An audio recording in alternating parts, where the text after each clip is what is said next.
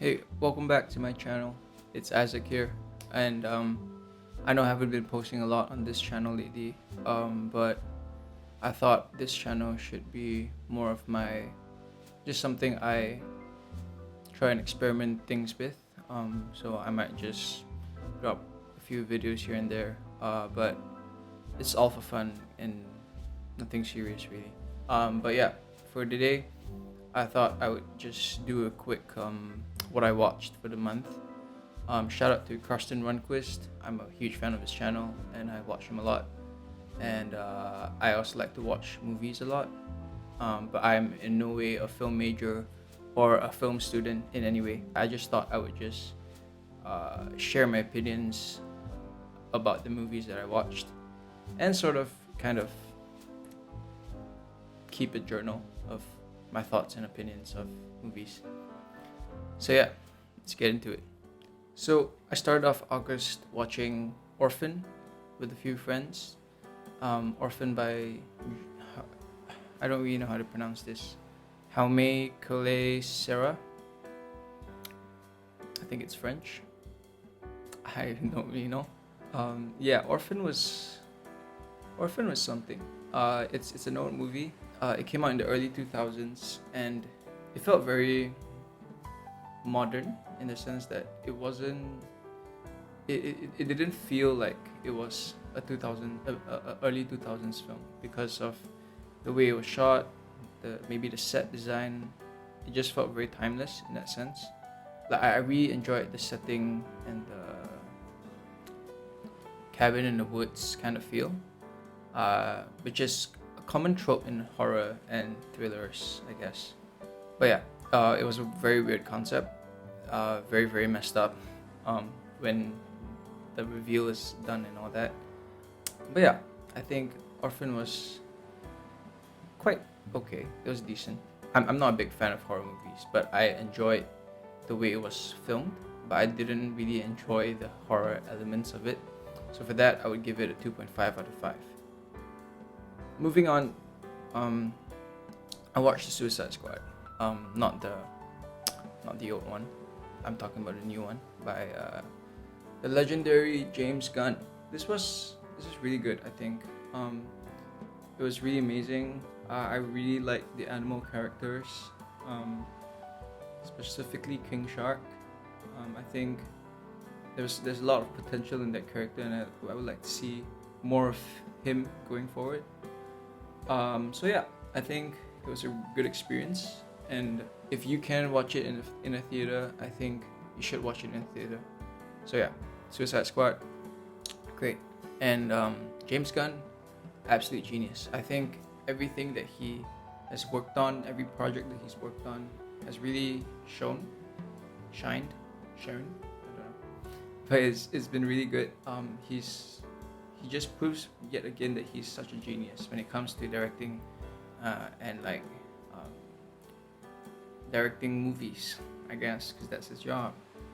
But yeah, great. I think it's a solid 4 out of 5 for me. Moving on, I watched the whole Bond series, if you can call it that.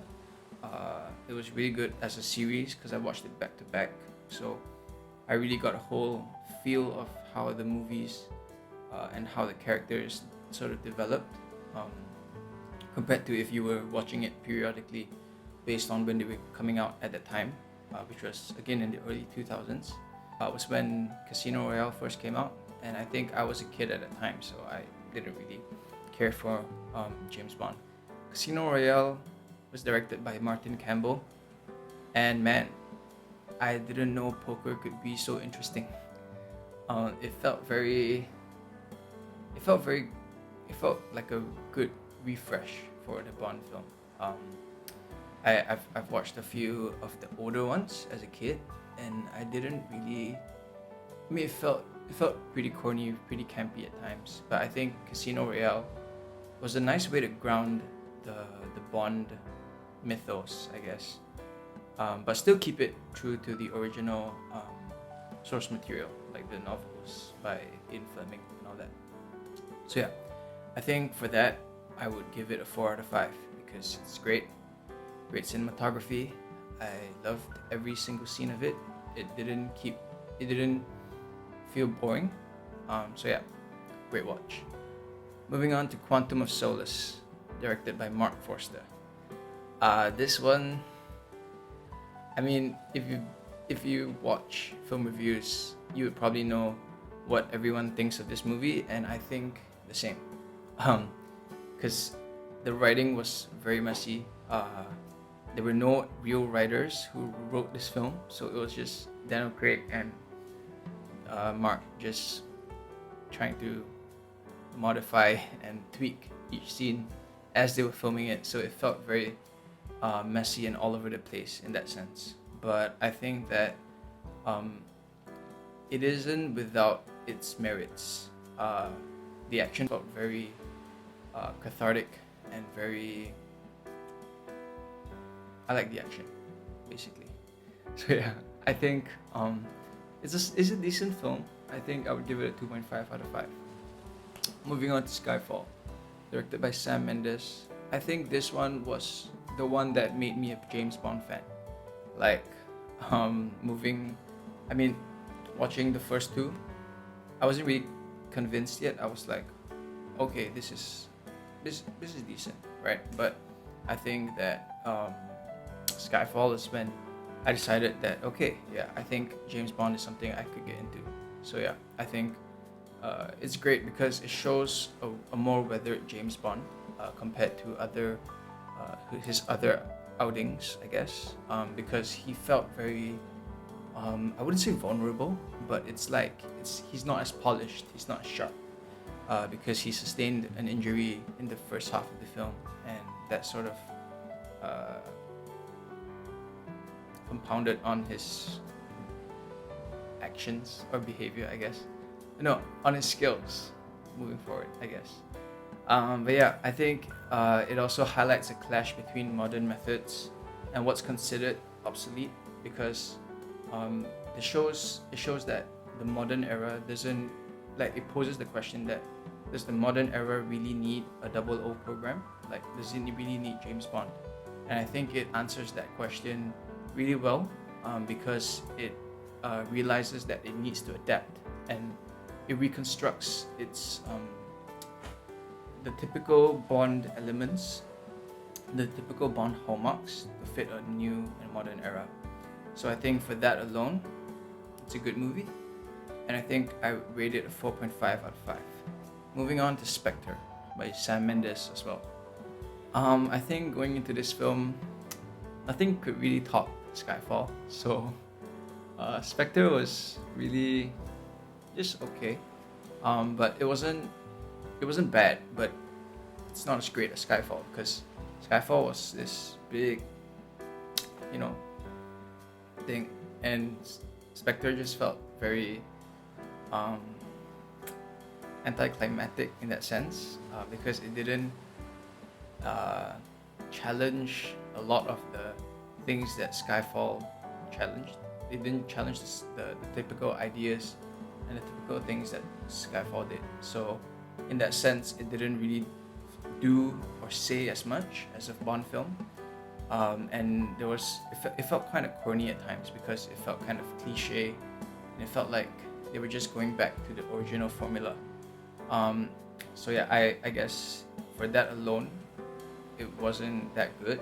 But I think the score by the song by Sam Smith, Writings on the Wall, I think that was really good.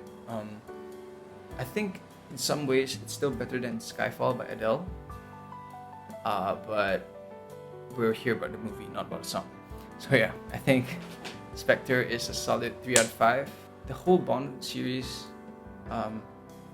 is really good. I think it's a good experience to watch back to back if you have the time. So I would highly recommend you do it if you can.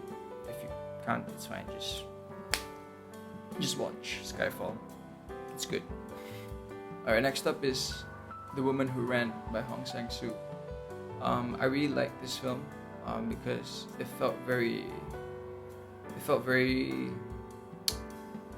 plain, simple, in the sense that nothing really happened. This is my first Sang-soo film, and I think that it was great. The dialogue felt very real.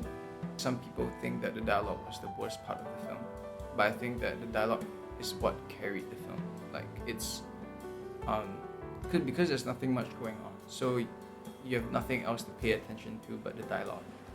And I think that I really like that slice of life kind of approach that Sang-soo did.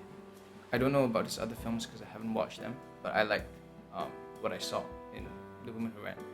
And I think the concept or the theme of running is not really explicitly shown, but it's carried through the way the protagonist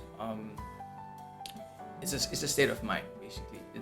It's in whatever the protagonist does, being away from her husband for a while, and that idea of going back to friends, going back to something smaller is just something that I really enjoyed. I don't know if that made sense, but hopefully it did. Moving on, I've watched the Fear Street trilogy. I'm not a fan of horror, so this was something my friends made me watch. Fear Street was... it's your typical Netflix teen drama, in the sense that it felt very like what Riverdale and Stranger Things is doing, in the sense that they try to be edgy. And I mean, Stranger Things has always been sort of horror or thriller. It's like mystery. It's like a mystery kind of thing. But Riverdale, I think that's the one that's trying to be edgy, with all the killings and all the murders and all the crime solving and all that. So yeah, this felt very Riverdale / Stranger Things / insert your own teen drama, your favorite teen drama, I guess. The first film was very unwatchable. I didn't enjoy the characters. The movie didn't give me time to care about the characters very much. I think that it wasn't great because the killings felt laughable. The killer wasn't menacing at all. The killers had no real intention, and they would jump from, oh, the killer just wants to kill people, to, oh, the killer's after your blood. So which one is it? I don't know. And because of that, I think it felt very messy in terms of the story structure, and the motives of the characters were all over the place. They went from one place to another, one place to another. It didn't really make much sense. So yeah, I think it was bad. I would probably give it a 1.5 out of 5. Next is Fear Street Part 2, which is set in a camp, a summer camp. I think I enjoyed this one a lot more than any of the other two Fear Street entries. This one was decent.